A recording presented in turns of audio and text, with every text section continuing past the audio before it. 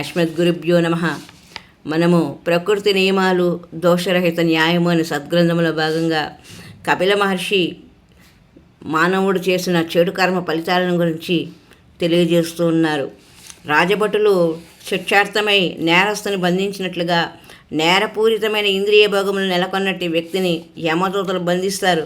అతడిని తీవ్రంగా శిక్షించడానికి వారు గొంతుకు ఉచ్చు బిగించి సూక్ష్మ శరీరాన్ని కప్పివేస్తారు. ప్రతి జీవుడు సూక్ష్మ శరీరంతో స్థూల శరీరంతో కప్పబడి ఉంటాడు. మనస్సు, అహంకారము, బుద్ధి, చైతన్యము అనే వాటి ఆచరణే సూక్ష్మ శరీరం. యమభటులు నేరస్తుని సూక్ష్మ శరీరాన్ని కప్పివేసి అతడు సహించగలిగిన రీతిలో శిక్షించడానికి యమపురికి తీసుకొని పోతారని శాస్త్రాలలో చెప్పబడింది. వారు వసగే శిక్షలను అతను మరణించడు. ఎందుకంటే అతను మరణిస్తే మరి ఆ శిక్షను ఎవరు అనుభవిస్తారు? జీవుడికి మరణం కలిగించడం యమభటుల కార్యమే కాదు. యథార్థానికి జీవుడిని చంపడం అసాధ్యం. ఎందుకంటే నిజానికి అతడు నిత్యుడు. తన ఇంద్రియ భోగ కర్మాల ఫలితాలకు మాత్రమే అతడు దుఃఖాన్ని అనుభవించవలసి ఉంటుంది. శిక్షలు విధించే పద్ధతి చైతన్య చరితామృతంలో వివరింపబడింది. పూర్వము రాజభటులు నేరస్తుడిని ఒక పడవలో నది మధ్యకు తీసుకొని పోయేవారు. వారు ఆ నేరస్తుడి జుట్టు పట్టుకొని నీళ్లల్లో ముంచేవారు. దాదాపుగా వాడికి ఊపిరాడిన స్థితి వచ్చినప్పుడు రాజభటులు వాటిని నీటి నుండి బయటకు తీసుకొని సేపు శ్వాసించడానికి అనుమతించేవారు. ఇది వారు అతనిని నీళ్లలో ముంచి ఊపిరాడకుండా చేసేవారు. విస్తృతుడైన జీవుడికి యమరాజుచే ఇటువంటి శిక్ష విధించబడుతుంది. మీకు తెలిసే ఉండొచ్చు. నేను ఒక చలనచిత్రంలో చూసిన సంఘటన. ఒక మహారాజు తన సైనికుడిని పైన భవంతిలో నుండి క్రిందకు నెట్టేస్తాడు, దయాదాక్షిణ్యం లేకుండా చేసిన నేరానికి గాను. అలా అతను ఊహించని రీతిలో అతనిని పట్టుకొని అతని తలను ఇలా తీసి గోడకు కొట్టి నేలకు పైన విసిరేసేస్తాడు, మొహమాటం లేకుండా, అతను చెప్పిన మాట పూర్తిగా వినకుండా. అలాంటి శిక్షలు మనము కలియుగంలో కూడా మనము చూసిన వాళ్ళమే.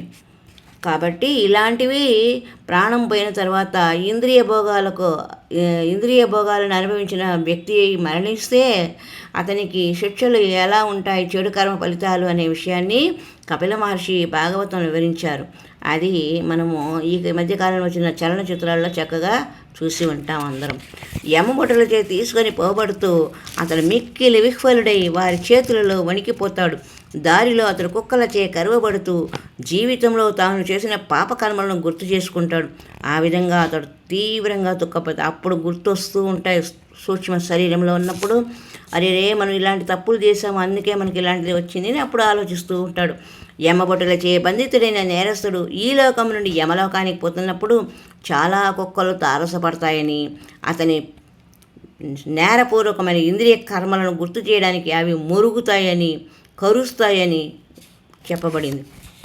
మనిషి ఇంద్రియ భోగ వాంఛచే కోపానికి గురి అయినప్పుడు దాదాపుగా అందుడై విచక్షణను కోల్పోతాడని భగవద్గీతలో చెప్పబడింది.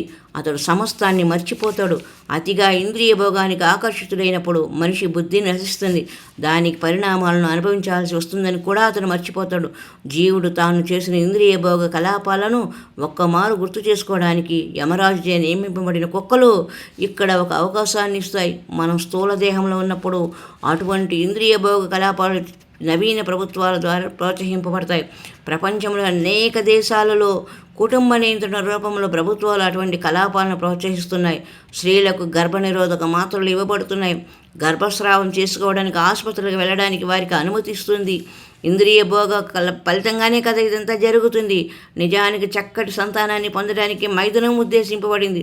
కానీ జనులకు ఇంద్రియ నిగ్రహం లేని కారణంగా, ఇంద్రియ నిగ్రహంలో వారికి శిక్షణనిచ్చే సంస్థలు లేని కారణంగాను అమాయక జనులు పాపమయ్యే ఇంద్రియ భోగానికి బలి అవుతున్నారు. వారందరూ మరణానంతరము శ్రీమద్ భాగవతంలో చెప్పబడిన వీధిగా శిక్షింపబడతారు అని కపిల మహర్షి చెబుతున్నారు. మరి ఒక సంచికలో మరికొన్ని చెడు కర్మ ఫలితాల గురించి తెలుసుకునే ప్రయత్నం చేద్దాం. హరి ఓం తత్సత్. హరే రామ రామ రామ హరే హరే, హరే కృష్ణ కృష్ణ కృష్ణ హరే హరే. హరి ఓం తత్సత్.